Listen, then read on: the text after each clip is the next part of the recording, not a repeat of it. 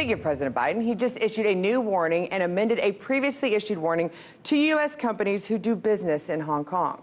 Now, the message from the White House involves the ability for the Chinese government to gain access to data which is stored in Hong Kong. Now, other risks, including a new law which allows Beijing to impose sanctions either on individuals or entities who discriminate against hiring Chinese citizens. All of this comes with more sanctions being imposed this week in response to the pro-democracy protests in Hong Kong and the human rights abuses going on. So to go over the latest move, and if it is actually justified, we're joined by Roger Biles, CEO, Intermed Resources, who is actually one of the American companies who does business in Hong Kong. So you obviously listen to what the president is issuing his warning. Thank you so much for joining me. Thank you. Okay, so Roger, let's look at what President Biden is warning U.S. companies. He's warning them of risk associated with doing business in Hong Kong and mainland China.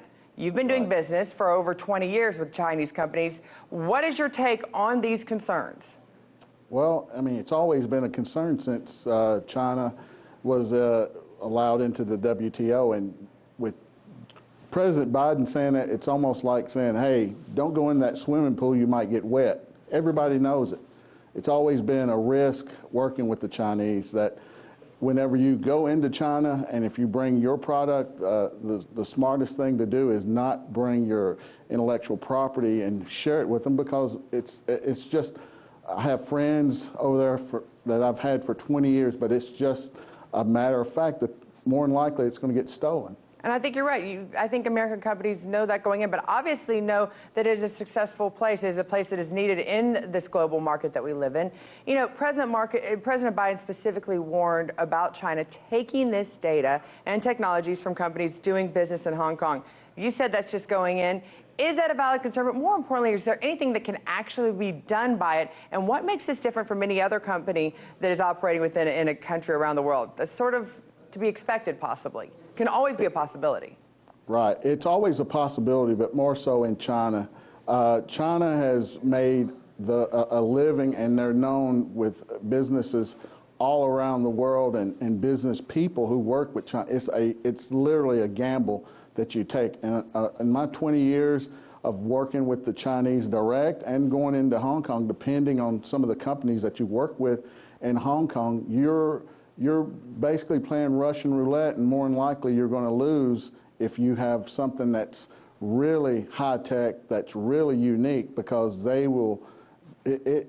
Like I said, I hate to be a negative about it, but it is going to happen more than likely, and it has happened. It's proof all around that it has happened. Well, the past administration, when they were dealing with the Chinese, wanted to put certain things into place that would protect American companies.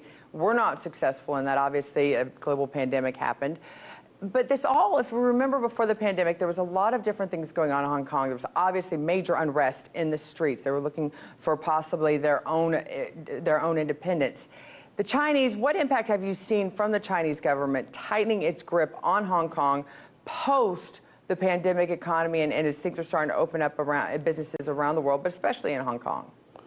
Now, that is something that it bothers me as an American that the only one person that we saw really sounding the alarm about this was President Trump. Of course, you know, last year the Chinese, now keep this in mind, the Chinese passed a law in Hong Kong, the NSL, the National Security Law, which basically said if you protest, if we think you're causing trouble, you can be arrested, and the maximum penalty is life in prison. And I've seen a massive change since that law has been in place, of companies moving to other countries around Asia, like Singapore. Singapore's, I work with a lot of people in Singapore now that I used to work with in Hong Kong, Thailand, the Philippines, Vietnam, and it has made a big impact. It basically took a lot of, basically a punch in the face of the British when they handed over Hong Kong, and it was supposed to be two system, one country policy, and they just stepped right all over it. The Chinese did. Okay, so where do you see this going? Especially, I want to talk about this new issuing that American companies can be penalized, sanctioned if they do not hire Chinese workers. So that obviously could be a major concern. Where do you see this going? Whether Hong Kong is able to get its independence, which seems highly unlikely at this point, or if they continue to stand under the stronghold of China? Well, unfortunately, I see it going in the direction that I never thought. If you asked me 10 years ago, would China ever pass such a law in Hong Kong, I would have said probably not. Because the attraction of Hong Kong is it gives everyone that comes into Hong Kong, you don't have to have a visa to go into Hong Kong. It gives you the sense that you're doing business in Europe or U.S. It's a global magnet.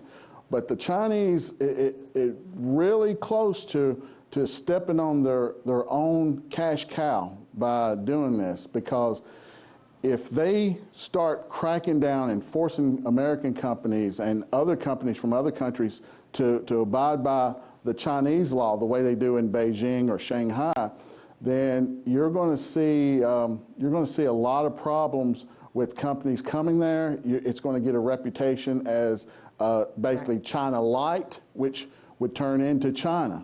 And that's not what you want to see in Hong Kong. Well, Roger, we've always seen what's happened when they put more restrictions on business here in the U.S. I imagine the same thing can happen abroad as well. Thanks so much for joining us, and best wishes to you and your company. Thank you.